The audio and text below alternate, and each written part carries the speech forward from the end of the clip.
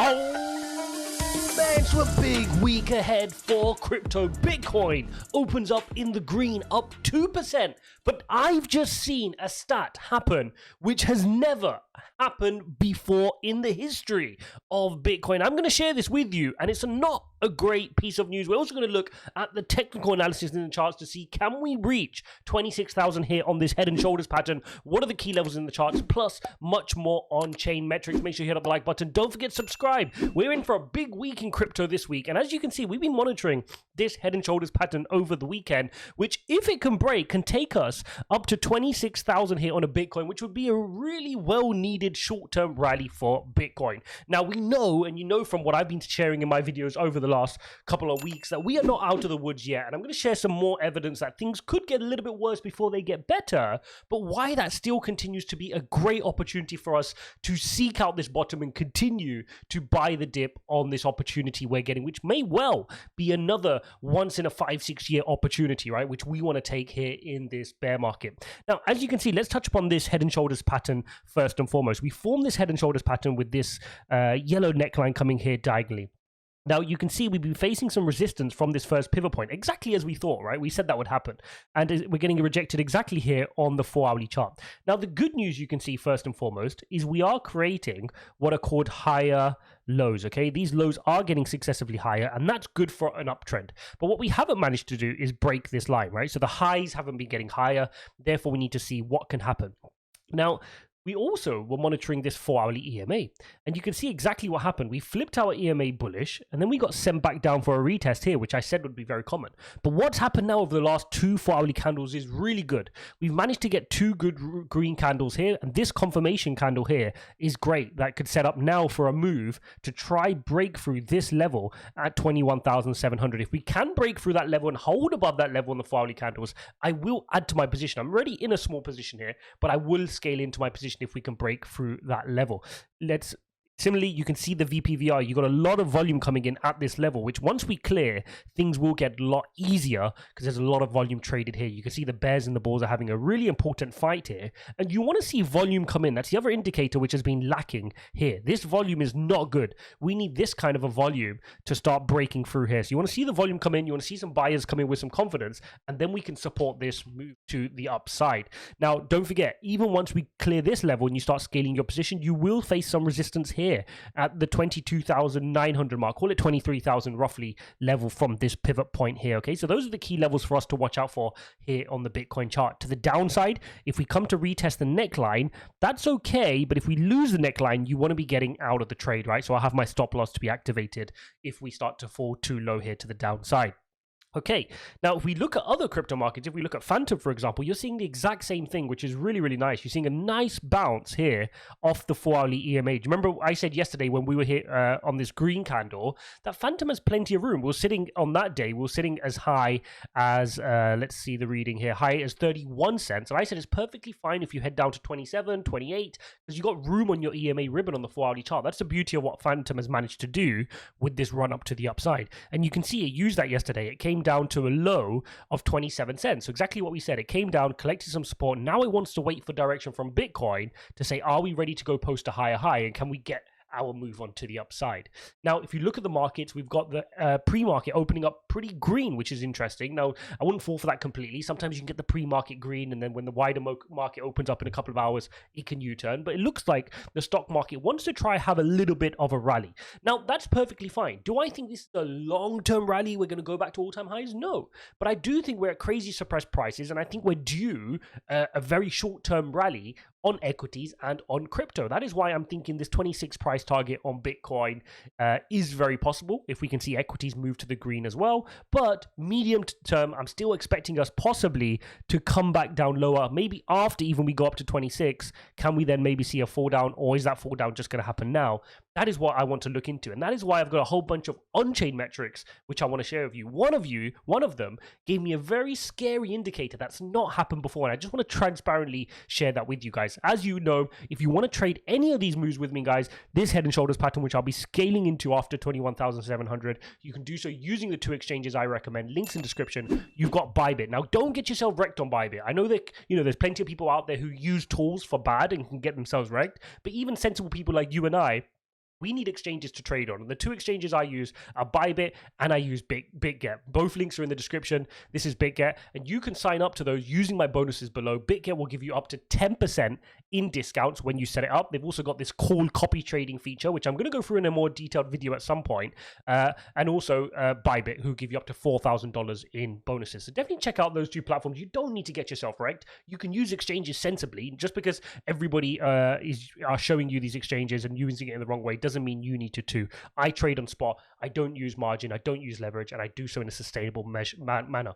Even if you want a dollar cost average, you can do so using this platform, right? When you're using here, you go to trade and you go to spot trading. You own those tokens. Very, very important. That's what I do. I own those Bitcoin. So if anything happened to BYBIT, if anything happened to BitGet, I can move those tokens out to a hard wallet. And once it gets to a certain amount, I do that, move it into a hard wallet for my long-term holds. Okay, very, very important. Now, if you're trading, do so with a small part of your portfolio, do so with a bit of lunch money, do so with a bit of dinner money, until you build the experience and the muscle to be able to do it longer term. Right, let's get into the on-chains. Enough talking about the market. We need to look at these on-chain metrics. Actually, that reminds me, we also have Fed official Mester speaking on Wednesday. Put that on your post-it note on your desk somewhere. We also have Jerome Powell speaking on Wednesday as well. That can move the market, so don't get caught out by those two things as well. I wish they wouldn't talk so often, but clearly they love to be on public speeches, so we'll let them crack on. Okay, this one. Let's look at this. Price drawdown from all-time highs. And what I want to point out specifically is currently we're 73% from all-time highs. Let's pop me there.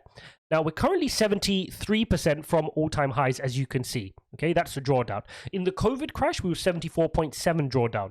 In the 2018 bear, we went from 79% to 84 at the low of from all-time highs, okay? And in the 2015 bear, we were minus 75 to minus 80, okay? So what this is saying to me is we are getting to bear market territory, right? We are getting there, but there is still more room to go if it wanted to. So we need, do you see what I mean? We need to prepare for it. What I'm trying to say is we're not far off now. We're coming towards that bottom. We should be starting to scale in our positions and get ready for this to move to the upside. But it doesn't necessarily mean we're exactly there. There's still some more room to go. And to put that into perspective, if we took 84% as the number where we fell in 2018 bear market, if this fell 80%, if we indeed came all the way as low as these levels which we saw in previous bear markets, then Bitcoin would be at about 11K. Now, I'm not saying Bitcoin's going to get to 11K. I'm just saying if the retracement is as full and as deep as the previous recession, as the previous bear markets, that would indicate an 11K Bitcoin. Okay, so we're not miles off. In other words, when we're at 17, we're not miles off. Like, it's not a 2K Bitcoin, it's not a 3K Bitcoin, it's not a 4K Bitcoin. We're not far off here. Now, this was the one that really got to me. And what this is something called the Maya multiple.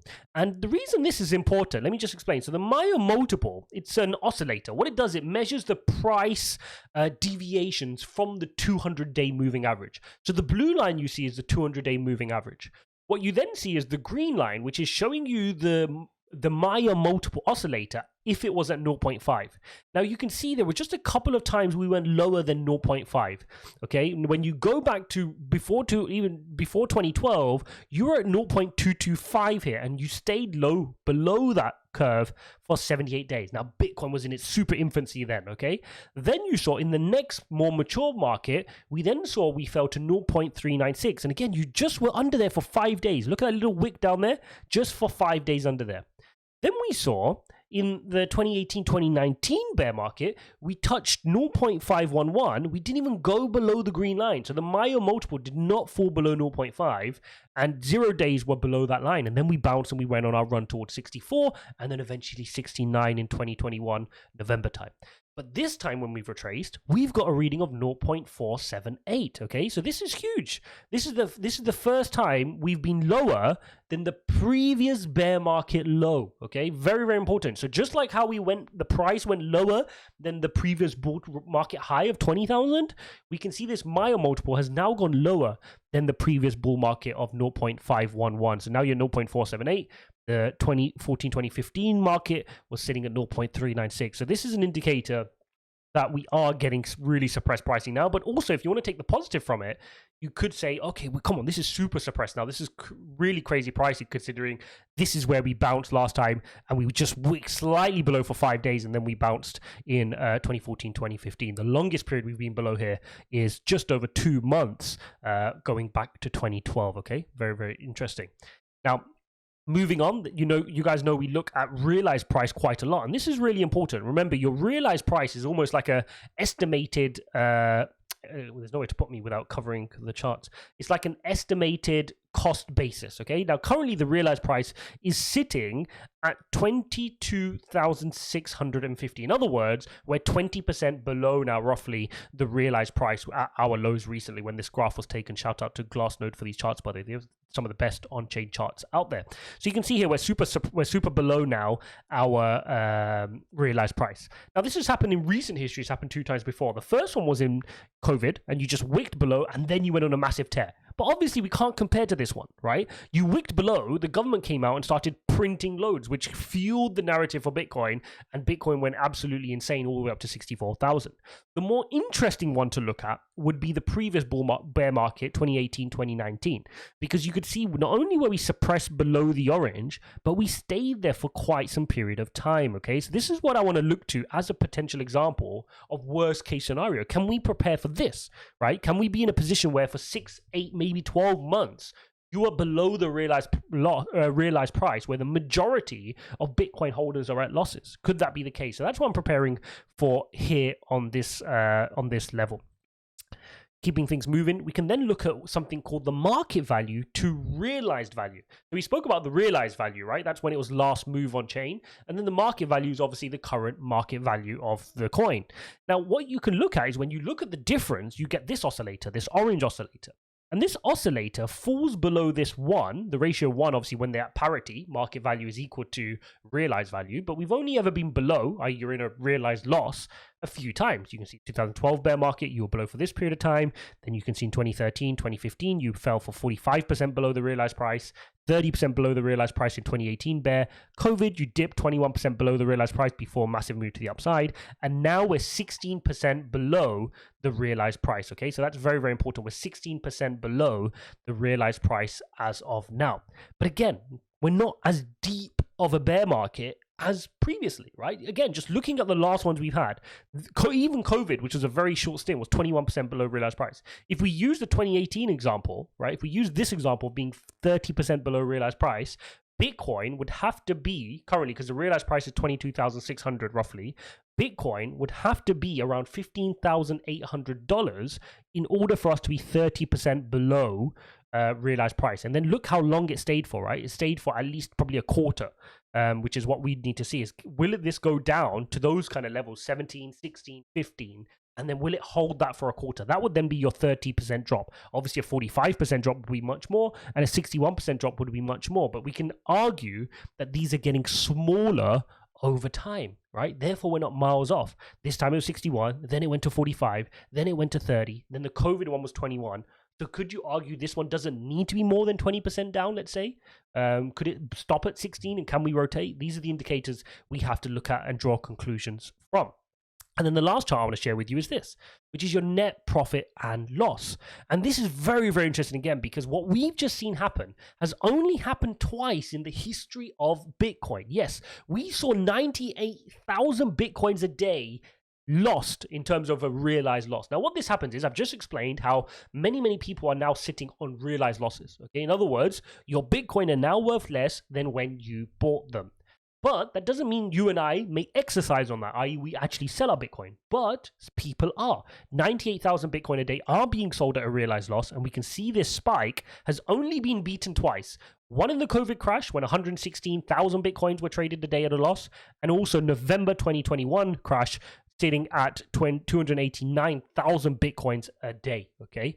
Hopefully that gives you guys some perspective. Obviously, there's a much smaller market here with probably a less distribution of wealth. Now you have much better distribution of the Bitcoin across more holders, but still a crazy number of Bitcoin to be sold a day, right? So this is not insignificant is what I'm trying to say here.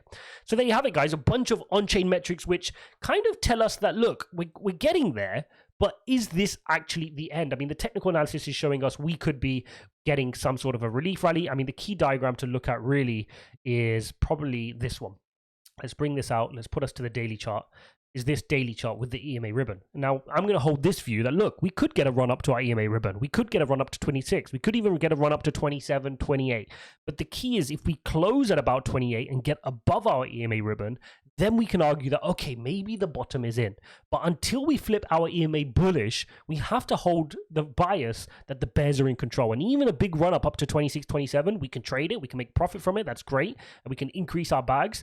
But even at that point, I have to be prepared for more downside, because the reality is we can get rejected from our EMA ribbon, we can have a run all the way up to here, and then get rejected from our EMA ribbon and retest the lows of 17,600. So until we get above our EMA ribbon, until we can successfully hold that and start trending upwards or sideways, we still have to respect that the bears are in control of this move at this point.